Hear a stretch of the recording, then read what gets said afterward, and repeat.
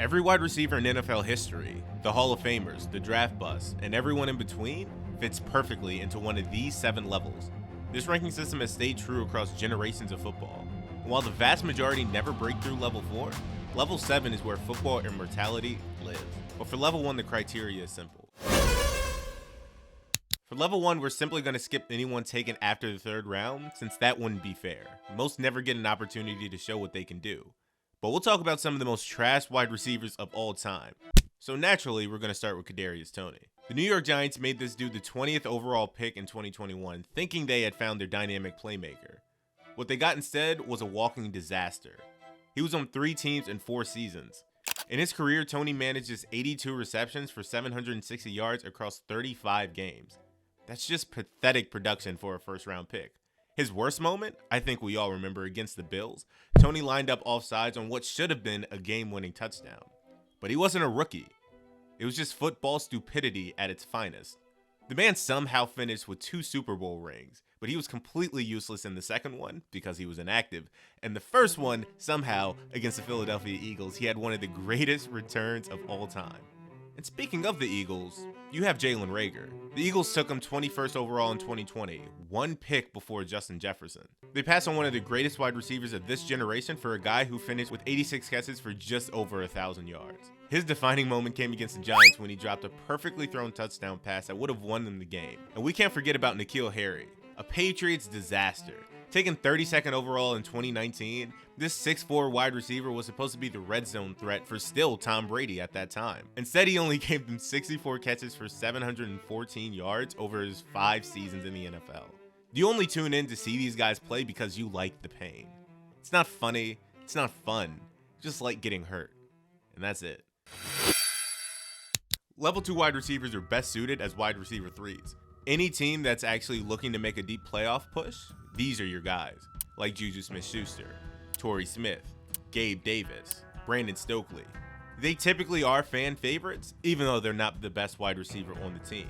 You might even get some solid stats, maybe 60 catches, 800 yards, 6 touchdowns. Take Juju for example. This dude had his moments in Pittsburgh, putting up over 1,400 yards in 2018, but his defining moment came in Kansas City once he got the flag against the Eagles in the Super Bowl. Then you have Torrey Smith, who's a perfect example of this. Most of his career, he was just there. He was solid, reliable, and the Ravens and the Eagles needed him on their deep playoff and eventual Super Bowl win runs. Gabe Davis is another classic level 2 guy. Had production in Buffalo, he was okay, and then all of a sudden he popped off in a divisional game for 4 touchdowns. And we can't forget about Brandon Stokely. He can make clutch catches. He finished 2004 with over 1,000 yards and 10 touchdowns. They're the definition of NFL complementary pieces. Good enough to contribute to something, just not good enough to be the guy. Level 3 is wide receiver 2. Here we'll begin to talk about some good, even great wide receivers. Here we have Reggie Wayne, who was a perfect complement to Marvin Harrison in Indianapolis, putting up over 1,000 yards 6 times in his career and helping anchor one of the most potent passing attacks ever. Torrey Holt teamed up with Isaac Bruce to form the greatest show on turf. Devonta Smith has helped Jalen Hurts and A.J. Brown become one of the most reliable targets in the league. But here's the thing. They all need the right situation to truly maximize their potential. Reggie Wayne had Peyton Manning, Torrey Holt had Kurt Warner, and Devonta Smith has Jalen Hurts, Saquon, and some of the best offensive pieces in the league. Even though they're not number 1 options, they usually end up forming deep connections with their fan bases and can stay relevant for over a decade because they're genuinely great receivers. But the bottom can fall out for these guys if you ask them to do too much. Level 4 is wide receiver 1s. We all know what they are. What separates them from just normal starters or even wide receiver 2s is that they have the ability to be the focal point of an offense. They command double teams from defensive coordinators, and they can lead their teams to championships. DK Metcalf is the perfect example.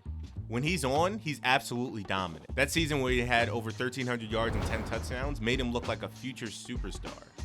Keenan Allen, wide receiver 1, multiple-time Pro Bowler for almost a decade with the Chargers. Terry McLaurin has put up over 1,000 yards at least 4 times in his career. Amon-Ra St. Brown, multiple-time Pro Bowler. He put up 1,500 yards and was the wide receiver 1 on an NFC championship team. These guys are really, really good. They're just not the upper tier wide receiver ones like the next group. Everyone in level 5 can legitimately put the locker room on their backs. Whether you love them or hate them, their skill is undeniable. At their peaks, these guys are absolutely special. A.J. Brown taking Philadelphia to 2 Super Bowls and winning 1 within his first 4 years there. CeeDee Lamb single-handedly dragging Dallas out of offensive mediocrity. And then you have guys like Odell Beckham, who could have potentially been on level 6, but because of injuries, he has to be here on level 5. And the same goes with Michael Thomas. 2018 and 2019, he had 125 catches for over 1,400 yards and then 149 catches for over 1,700 yards, winning the Offensive Player of the Year award. These dudes were literally uncoverable, but then injuries derailed everything. And that's really level 5. Really great wide receivers who are just missing one piece, whether it be consistency, longevity, maybe championship pedigree, or they were just cut early due to injuries. They have the talent to be potentially the best wide receiver in football on any given Sunday, but they haven't quite put together the Hall of Fame career just yet. And level 6 is first ballot Hall of Famers. Some of these guys are so good that casual fans don't even appreciate what they're watching. Take Jamar Chase, just winning the Triple Crown at 24 years old, over 1,700 yards in 2024, almost dragging that mediocre Bengals offense to the playoffs. Tyreek Hill, with that surgical precision and all-time speed. His 2023 season was absolutely ridiculous. 119 catches for just under 1,800 yards. Larry Fitzgerald, doing things that shouldn't be physically possible with his hands and his body. That 2008 playoff run was absolutely legendary.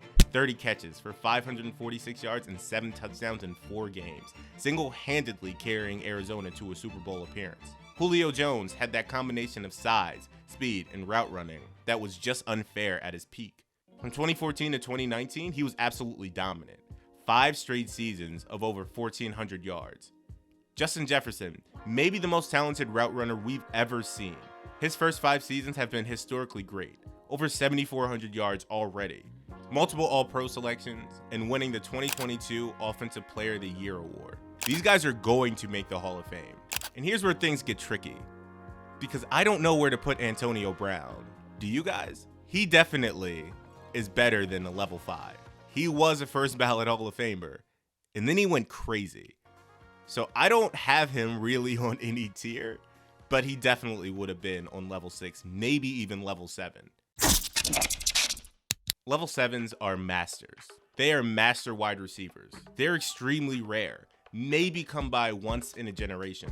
They operate on a completely different level. I think only 4 players have ever reached wide receiver mastery. That's Jerry Rice, Randy Moss, Terrell Owens, and Calvin Johnson. Jerry Rice holds all the records of all time for anything. Receiving yards, touchdowns, and he did that over a 2-decade span. Randy Moss, I don't think I need to say more. He was absolutely insane. Over 15,000 total yards, 156 total touchdowns, and that 2007 season with 23 touchdowns may never be matched. Terrell Owens, the combination of size, speed, and competitive fire. Over 15,000 yards, 153 touchdowns. And he proved that he could be productive, not just in one system, not just in 2, but in over 3 systems. He can be absolutely dominant. And Calvin Johnson with literally everything that was said above. He had the speed, the size, the hands, nothing off the field. He finished with over 11,000 yards and 83 touchdowns, peaking with the 3-year stretch of having over 1,600 yards, over 1,900 yards, and then over 1,400 yards all in a row. This is timeless excellence, unchallenged by any critic or detractor. In 100 years, when the history of football is written in textbooks, these 4 guys are going to be the first ones mentioned. So there you have it, the 7 levels of NFL wide receivers. From garbage tier busts who set franchises back years, to the masters who redefined what the position could be. Every receiver you've ever watched, every name you've ever heard, fits somewhere on this spectrum. Whether we're talking about wide receivers from the 80s or guys playing today, the levels remain the same. The game evolves, but greatness is greatness.